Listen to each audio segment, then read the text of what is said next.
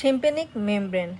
The tympanic membrane or eardrum is an oval, semi-transparent, pearly gray trilaminar membrane and separates the tympanic cavity from the external acoustic meatus. এটা মনে রাখতে হবে, এটা হচ্ছে oval, semi transparent এবং Parli grey. Its maximum diameter measures about 9 to 10 millimeter and minimum 8 to 9 millimeter. Position: the membrane is placed obliquely, making an acute angle of about 55 degree with the floor of external acoustic meatus. এটা কিন্তু মাঝে মাঝে এই অ্যাঙ্গেলটা আসে। In the newborn, the membrane is almost horizontal, hence a child can withstand noisy sound better than adult. Horizontally থাকে, তাই এটা বড়দের থেকে noisy soundটা খুব ভালোভাবে শুনতে পারে। The circumference of the membrane is made of a fibrocartilaginous ring which is attached to a sulcus of the tympanic plate at the bottom of the external acoustic meatus. The sulcus is deficient above from the two ends of which the anterior and posterior malleolar folds converge to the lateral post of the malleus in the upper part of the tympanic membrane. এখানে দেখেন এই যে হচ্ছে এটা হচ্ছে anterior malleolar fold, এই যে এটা হচ্ছে posterior malleolar fold। এই যে anterior posterior malleolar fold, এখানে যে অংশটা আছে সেটা হচ্ছে pars flaccida, আর এখানে হচ্ছে maximum convexity, সেটাকে বলে ambo। Subdivision of the membrane: the malleolar folds divide the tympanic membrane into two parts. Pars flaccida, এটা Sharpnell's membrane বলা হয় এটাকে, is a small triangular lax area above the malleolar fold. এটাকে মানে যে posterior malleolar fold এবং anterior malleolar fold এর উপর যে অংশ যেটা হচ্ছে lax থাকে সেটাকে বলা হয় যে pars flaccida. Sometimes it presents a small perforation more liable to rupture, মানে এটা বেশি রাপচার হতে পারে। আর এটা শেপড হচ্ছে Sharpnell's membrane বলে, আর এটা হচ্ছে triangular in shape আর এটা lax area. Pars tensa occupies the rest of the membrane, which is rendered taut by the attachment of the handle of the malleus and by the disposition of the radiating fibers of the intermediate layer from the handle. এটা হচ্ছে এখানে radiating fiber থাকে আর handle of malleolus এর সাথে attached থাকে, এর জন্য এটা taut. Surface of the membrane: the lateral surface is concave and directed downward, forward, laterally, as though to catch sound separated from the sound as on advance.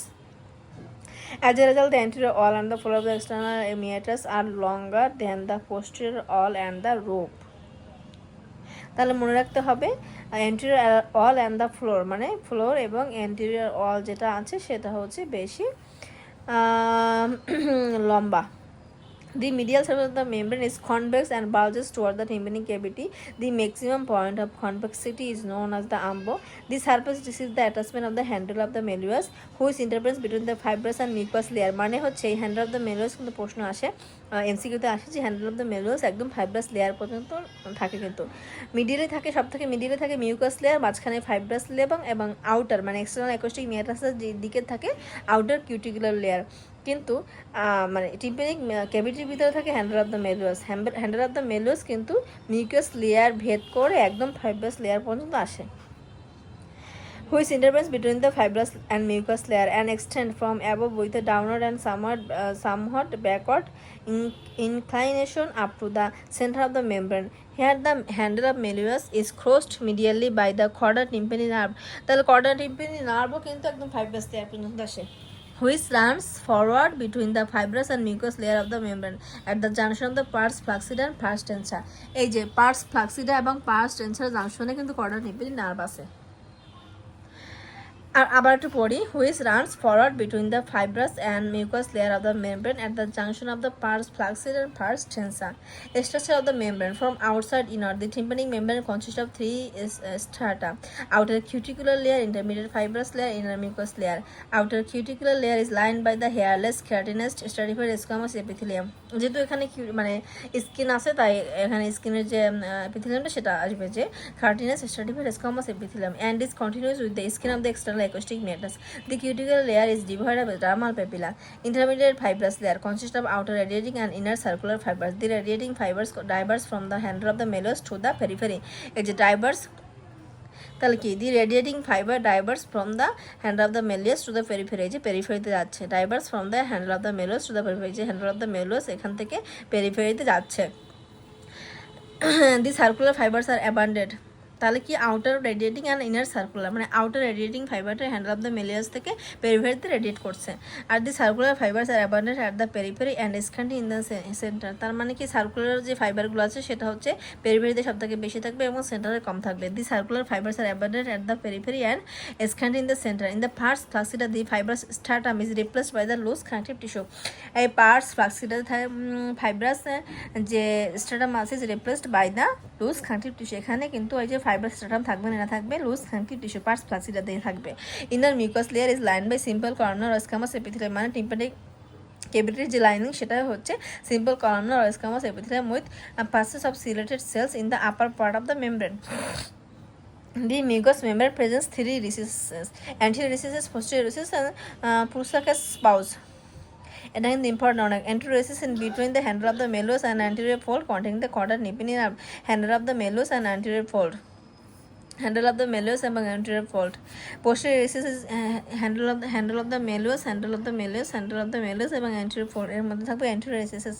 Posterior recesses between the hand of the malleus and posterior fold containing the quadrant tympani nerve. দুই পাশে anterior recesses quadrant tympani nerve থাকে, posterior recesses quadrant tympani nerve থাকবে।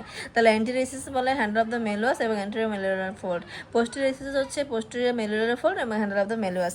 আর Prusak's pauses mucous recesses above the lateral process of the malleus and intervening between the neck of malleus and pars flaccida of tympanic membrane above the lateral process of the malleus।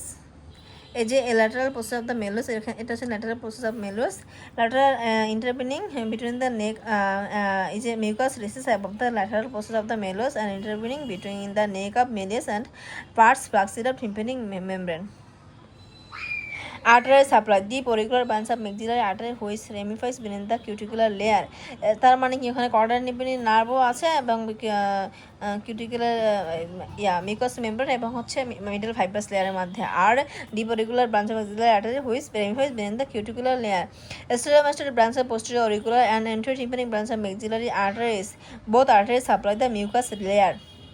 তাহলে cuticular layer নিচে থাকবে deep auricular branch of maxillary artery, আর হচ্ছে mucous লেয়ারের মধ্যে থাকবে stylomastoid branch of posterior auricular artery and anterior tympanic branch of maxillary artery. Venous drainage, the outer layer drains into the external jugular vein, the inner layer drains into the transverse sinus and pterygoid venous plexus. তাহলে কি outer layer drains into the external jugular vein, the inner layer drains into the transverse sinus and pterygoid venous plexus. The cuticular layer is supplied by the nerve supply.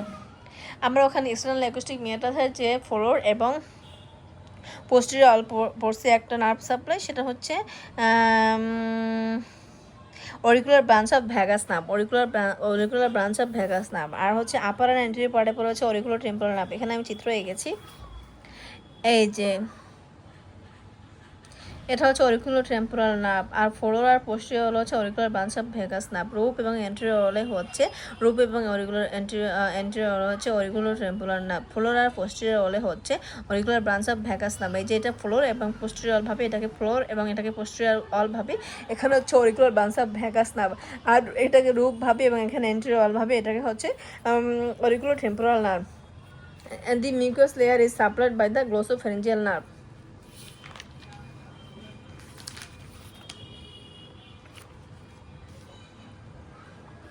Development, the tympanic membrane is developed from three sources, each representing the three germinal layers of the embryonic disc. The cuticular layer develops from the ectoderm or the dorsal end of the first branchial cleft. Intermediate fibrous layers derived from the mesoderm at the adjoining branchial arches. Inner mucous layer is developed from the endoderm of the tibial-tympanic recess, which is formed by the fusion of the dorsal ends of the first and second pharyngeal pouches. External examination of the tympanic membrane by means of air speculum. It reveals the following features. A cone of light is reflected from the anterior inferior quadrant of the membrane. Beneath the membrane, the center of the malleus is seen as a yellow streak extending from the center upward and forward. A white prominence in the upper part of the streak represents the lateral process of the malleus.